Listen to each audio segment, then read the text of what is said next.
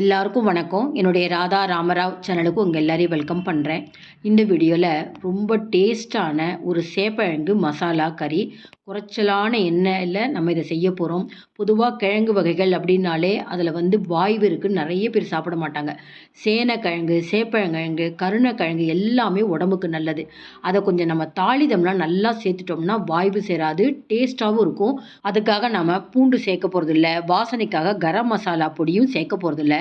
நீங்கள் இது ஒரு அமாவாசை, மகாலயபட்சம் அந்த மாதிரி நாட்களில் கூட தாராளமாக சேப்பக்கிழங்கு பொரியல் செய்வோம் இல்லையா, அதை இந்த மெத்தடில் செஞ்சு பாருங்கள். எல்லாருக்குமே ரொம்பவே பிடிக்கும். வீடியோவை ஸ்கிப் பண்ணாமல் பாருங்கள். ஒரு முறை செஞ்சு பார்த்துட்டா நீங்கள் எப்போதுமே இந்த மாதிரி தான் பொரியல் செய்வீங்க. இந்த வீடியோ பார்க்குறதுக்கு முன்னாடி இது வரைக்கும் என்னோடய சேனலுக்கு சப்ஸ்கிரைப் பண்ணாமல் இருந்தீங்கன்னா உடனே சப்ஸ்கிரைப் பண்ணி சப்போர்ட் பண்ணுங்கள். சேப்பங்கிழங்கு மசாலா கறி செய்யறதுக்கு முதல்ல சேப்பங்கிழங்கு ஒரே போல் சைஸில் நல்லா குண்டு குண்டாக எடுத்திருக்கேன். நல்லா மண் போக சுத்தம் பண்ணிட்டேன். இது மூழ்கிற அளவுக்கு தண்ணி விட்டு ப்ரெஷர் பேனில் டைரெக்டாக நம்ம வேக வைக்க போகிறோம். கொஞ்சமாக உப்பு சேர்த்தா தான் கிழங்குல உப்பு பிடிக்கும். நீங்கள் பாத்திரத்தில் வச்சு கூட நீங்கள் தாராளமாக வேக வைக்கலாம். ஒரே ஒரு விசில், அதுக்கு மேலே நம்ம வேக வைக்கக்கூடாது. அப்போ தான் தோலும் எடுக்க வரணும், அதே சமயத்தில் குழையக்கூடாது, அதாவது வழுவழுன்னு ஆகக்கூடாது. அது ரொம்ப முக்கியம் இந்த மசாலா பொரியல் செய்கிறதுக்கு. அதனால் மீடியம் ஃப்ளேமில் வச்சுட்டு ஒரு விசில் வந்த உடனே நம்ம அடுப்பை நிறுத்திடணும்.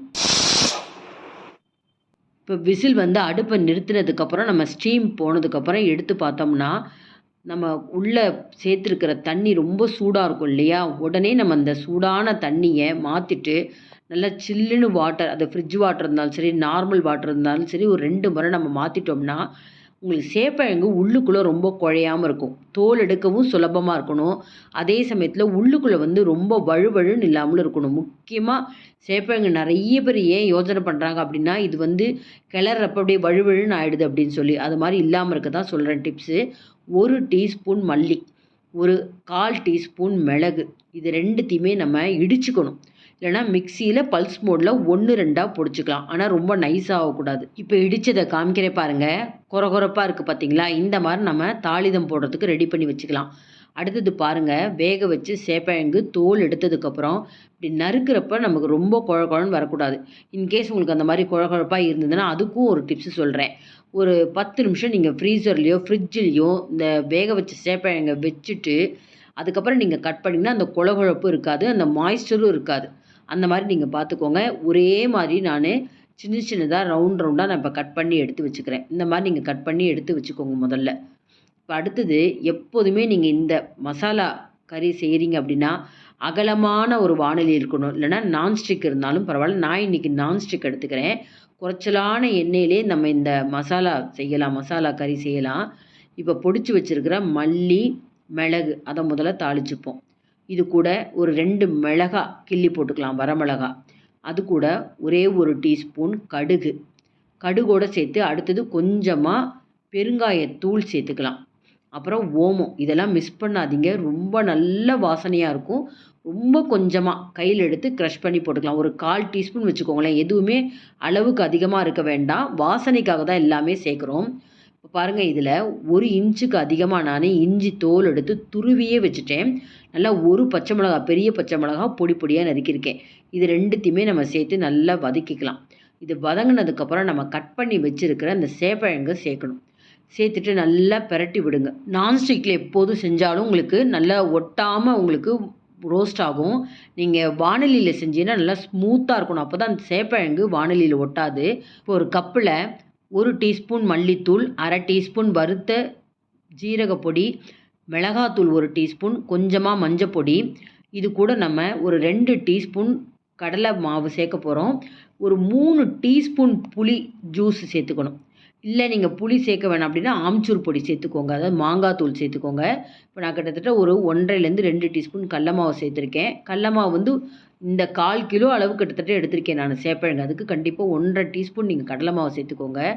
பாருங்கள், அப்படி சுற்றி வரணும். இது அப்படியே மொறுன்னு ஆகாது, உங்களுக்கு குழகுழப்பு இல்லாமல் அதே சமயத்தில் இந்த மசாலாலாம் மேலே ஒட்டிண்டு நல்லா வாசனையாக இருக்கும். எல்லாம் மிக்ஸ் பண்ணி வச்சுருக்கோம் இல்லையா அந்த மசாலா பொடி, அதை ஸ்பூனால் கொஞ்சம் கொஞ்சமாக மேலே தூவுங்க. தூவுனிங்கன்னா நீங்கள் அந்த சேப்பக்கிழங்கு முழுக்க ஒன்று போல் அந்த மசாலா எல்லாம் ஒட்டிக்கும். ஒட்டின்னுட்டு மெதுவாக உங்களுக்கு வேகும்.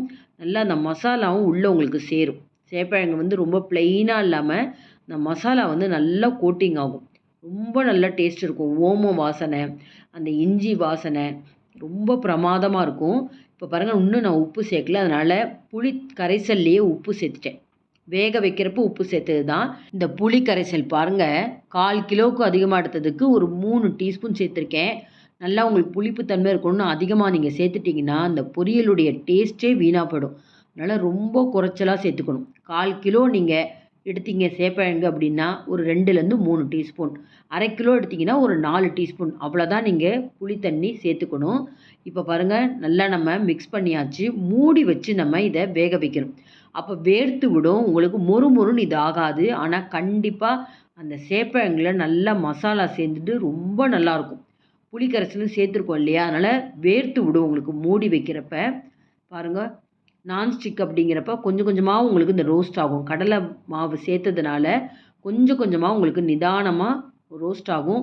உங்களுக்கு தேவைப்பட்டால் இன்னும் கூட நீங்கள் ஒரு 2 டேபிள் ஸ்பூன் எண்ணெய் சேர்த்துக்கலாம். நான் எண்ணெய் சேர்க்காமலேயே இந்த பொரியல் செய்கிறேன். 2 டேபிள் ஸ்பூன் முதல்ல சேர்த்தது தான். இப்போ நல்லாவே கோட்டிங் ஆகிருக்கு. இப்போ நம்ம அடுப்பை நிறுத்திடலாம். கடைசியாக கருவேப்பிலை சேர்க்கலாம். இந்த டேஸ்ட்டு பார்த்தீங்கன்னா, தயிர் சாதத்துக்கு ரொம்ப நல்லாயிருக்கு. ரசம் சாதத்துக்கு அதை விட அருமையாக இருக்குது. வெரைட்டி ரைஸுக்கு நீங்கள் சைட் டிஷ்ஷாக வச்சு சாப்பிட்லாம். இந்த அளவுக்கு டேஸ்ட்டான இந்த சேப்பக்கிழங்கு மசாலா கறி இந்த வீடியோ பார்த்த உடனே கடையில் போய் சேப்பக்கிழங்கு வாங்கிட்டு வந்து இந்த மசாலா கறி செஞ்சு பார்த்துட்டு பிடிச்சிருந்தா லைக்ஸ் கொடுங்க. கமெண்ட் பாக்ஸில் உங்கள் கமெண்ட்ஸை போடுங்க. ஃப்ரெண்ட்ஸ் அண்ட் ரிலேட்டிவ்ஸ்க்கு இந்த வீடியோவை ஷேர் பண்ணுங்கள். இது வரைக்கும் என்னோட சேனலுக்கு சப்ஸ்கிரைப் பண்ணாதவங்க மறக்காமல் சப்ஸ்கிரைப் பண்ணி சப்போர்ட் பண்ணுங்கள். இன்னொரு இன்ட்ரெஸ்டிங்கான வீடியோஸில் பார்ப்போம். Thank you viewers.